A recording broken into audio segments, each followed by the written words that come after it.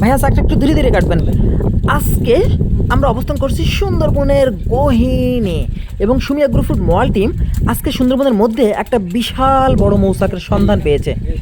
Already কিন্তু এই মৌচাক থেকে মধু সংগ্রহ করার জন্য আমাদের সমস্ত প্রস্তুতি সম্পন্ন হয়েছে। ধীরে ধীরে মৌচাকটি কাটা শুরু করা হয়েছে। প্রথম স্টেপে মৌচাককে মধুর অংশ এবং ডিম বাচ্চার অংশ কেটে পৃথক করা হয়েছে, যাতে করে শুধুমাত্র মধুর অংশটা কেটে নেওয়া যায় খুব সহজে। কারণ ডিম বাচ্চার অংশটা আমরা নিরাপদ রাখবো, পরবর্তীতে যেন এই মৌচাক থেকে আবার মধু উৎপাদন হয় এবং এখানে যে মৌমাছি আছে তারা যেন সহজে বংশ বিস্তার করতে পারে। ধীরে ধীরে আমাদের এই মৌচাক থেকে মধু সংগ্রহ করা হবে এবং আজকে এই চাক থেকে মধু সংগ্রহ করার প্রতিটা মুহূর্ত কিন্তু আমরা এই ভিডিওটা কোনো প্রকার কাটিং ছাড়াই আপনাদেরকে দেখানোর জন্য চেষ্টা করব ইনশাআল্লাহ। আমরা আজকের ভিডিওটা কোনো প্রকার কাটিং করব না, কারণ প্রথম থেকে শেষ পর্যন্ত সুন্দরবনের মোয়ালরা কিভাবে সুন্দরবনের মধ্যে মধু সংগ্রহ করে সেটিকে আপনাদেরকে দেখানোর জন্য চেষ্টা করব। ধীরে ধীরে কিন্তু মৌচাকটি কাটা শুরু হয়েছে।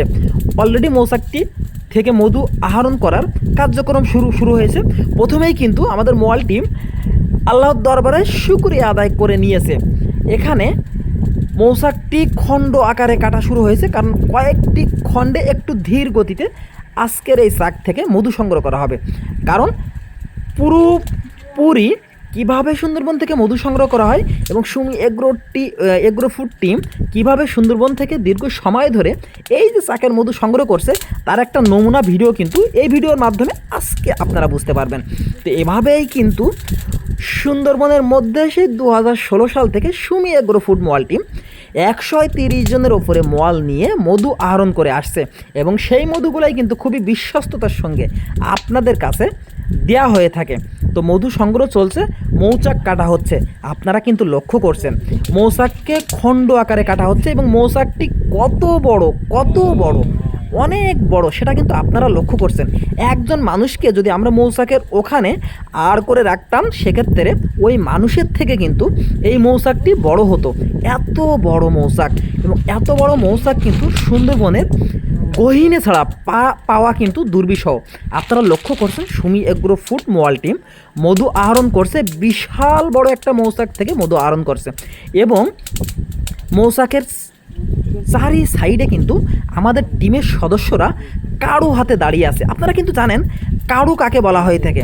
এই যে মৌচাক থেকে মৌমাছিকে সরানোর জন্য যে ধোঁয়া সৃষ্টি করা হয়, সুন্দরবনের বিভিন্ন গাছের পাতা দিয়ে, কাঁচা শুকনা পাতা দিয়ে একটা কারু তৈরি করা হয় এবং কারুতে আগুনের মাধ্যমে ধোঁয়া তৈরি করা হয় এবং এই ধোঁয়ার মাধ্যমে কিন্তু এই যে মৌমাছিদেরকে সরানো হয়।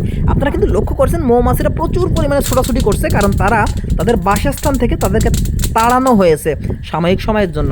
কারণ এটি হচ্ছে সুন্দরবন থেকে মধু আহরণ করার প্রসেস। সেই প্রসেসে কিন্তু সুমি এগ্রো ফুড মল টিম মধু আহরণ করছে। আপনারা লক্ষ্য করছেন ধীরে ধীরে চাকটি কিন্তু কাটা শেষ পর্যায়ে চলে আসছে।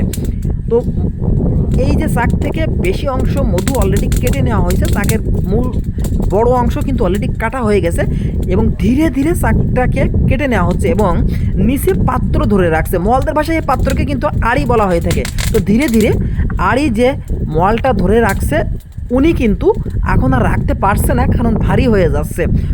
আমরা আশা করতেছি আজকের এই মৌচাক থেকে আমরা 20 থেকে 30 কেজি মধু পাবো ইনশাআল্লাহ। কারণ আজকের মৌচাকটা বিশাল বড় এবং এভাবেই কিন্তু সুন্দরবন থেকে মোয়ালরা মধু সংগ্রহ করে এবং আজকের ভিডিওটা কোনো প্রকার কাটিং ছাড়াই কিন্তু পুরো ভিডিওটা আপনাদেরকে দেখানো হচ্ছে। কারণ সুমি এগ্রো ফুড সুন্দরবনের মধু নিয়ে কাজ করছে 2016 সাল থেকে হোলসেল মধু নিয়ে কাজ করছে এবং কোয়ান্টিটিটা অনেক বেশি। তো কীভাবে আমাদের টিমগুলা সুন্দরবন থেকে মধু সংগ্রহ করে সেটা কিন্তু আপনাদেরকে দেখানোর জন্য চেষ্টা করতেছি। তো দেখতে দেখতে আমাদের মধু সংগ্রহ কিন্তু একবারে শেষের দিকে। কিছুক্ষণের মধ্যে আমাদের মোয়াল টিম আমরা কিন্তু এখান থেকে মোয়াল টিম সহ দ্রুত বেরিয়ে পড়ব কিছুক্ষণের মধ্যে।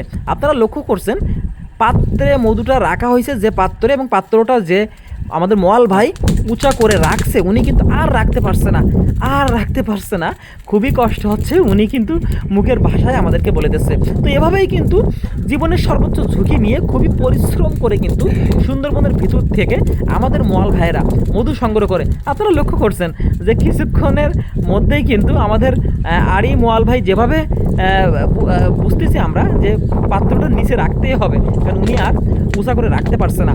এবং আপনারা লক্ষ্য করছেন যে এই চাকের মধ্যেও কিন্তু যে ডিম বাচ্চার অংশ রয়েছে তার মধ্যেও কিন্তু মৌচাক মধু রাখছে এবং খুব নিখুঁতভাবে এই মধুটাও বাইর করে নেওয়া হয়েছে ডিম বাচ্চাকে নিরাপদ রেখে। তো এভাবেই কিন্তু আমাদের মোয়াল টিম সুন্দরবনের মধ্যে থেকে প্রাকৃতিক চাকের মধু সংগ্রহ করে নিয়ে আসে এবং সুমি এগ্রো ফুডের মাধ্যমে আমরা আপনাদেরকে খুবই বিশ্বস্ততার সঙ্গে এগুলো সরবরাহ করে থাকি। তো ধন্যবাদ সকলকে, আমাদের জন্য দোয়া করবেন এবং সুমি এগ্রো ফুডের পাশে থাকবেন।